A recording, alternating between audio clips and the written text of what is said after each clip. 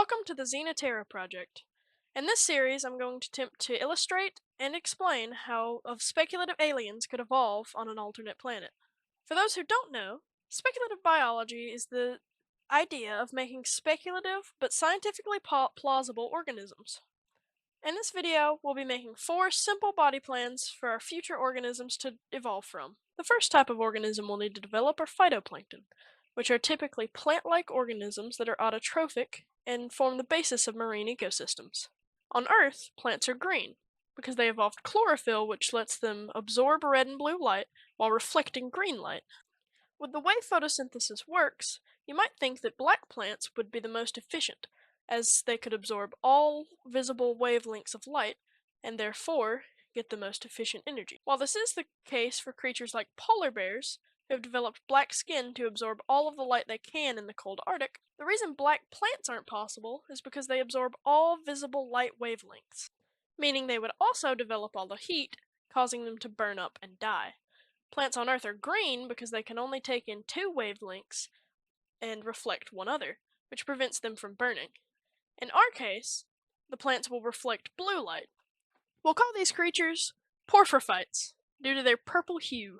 With clouds of purple phytoplankton now inhabiting the open ocean, it opens up new niches for unrelated organisms to take. On Earth, the most common type of animals are sessile organisms. These are organisms that anchor themselves to the substrate directly with some part of their body. It also means they can't move freely and very rarely move at all. In our case, we'll develop an organism with 4 spade-like burrowing feet. It'll use these to burrow into the substrate and have only its feeding head sticking out.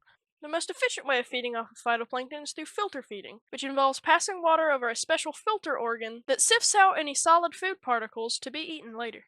For our sessile aliens, the head of these organisms will consist of 4 eyes to see their surroundings, tiny hairs to feel any vibrations in the water, and huge hair-like mats that serve as the filters to allow them to filter feed. I'll call these creatures trichodents, meaning hair tooth. The trichodents have 2 large mouthparts that open up and force water through their feeding bristles, which filter out any phytoplankton they consume. Only their heads are visible above the substrate, as it protects their 4 spade-like feet and barrel-like soft bodies. Not all of our aliens are likely to be sessile, though, and swimming is a very good adaptation for getting around in the open ocean. In the case of our aliens, I'll give them 8 paddle-like fins to help them move around in the open ocean. And for feeding, they'll develop a long proboscis to suck up any phytoplankton in their environment. A proboscis has multiple different definitions, but in this case we'll go with a long, flexible, and tubular feeding organ. I will also give these creatures 1 eye on the top of their head, 2 on the sides, and many sensitive organs in their proboscis. This means they have a central nervous system located in their head. Their proboscis are also prehensile, allowing them to grab, touch, and feel things in their environment. Their proboscis will also be packed with nerve endings, giving them a feeling similar to the sense of touch that exists on Earth creatures. I will call these creatures myserids, meaning sucking mouth forms, due to their long proboscis. For our last organism, we'll discuss one last type of movement that these creatures could evolve for. Using muscular legs, they crawl around in the substrate, looking for any microbes, dead organisms, or any detritus that they can consume.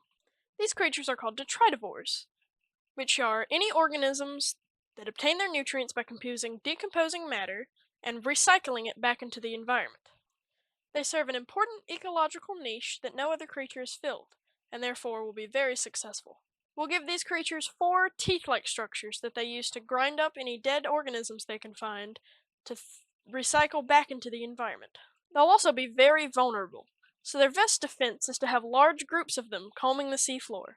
It'll be important that they breed rapidly and in great numbers. Due to this, they'll have less developed gills than the myserids, instead having external gills that they can suck into their bodies when protection is needed. Due to all these adaptations, they'll become the most successful and widespread creatures on the seafloor. I will call them rastomids, meaning scraping mouth forms.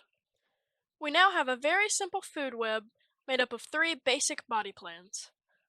In the next episode, we'll discuss how these creatures evolve to live in the open oceans. Please consider liking and subscribing if you enjoyed the video.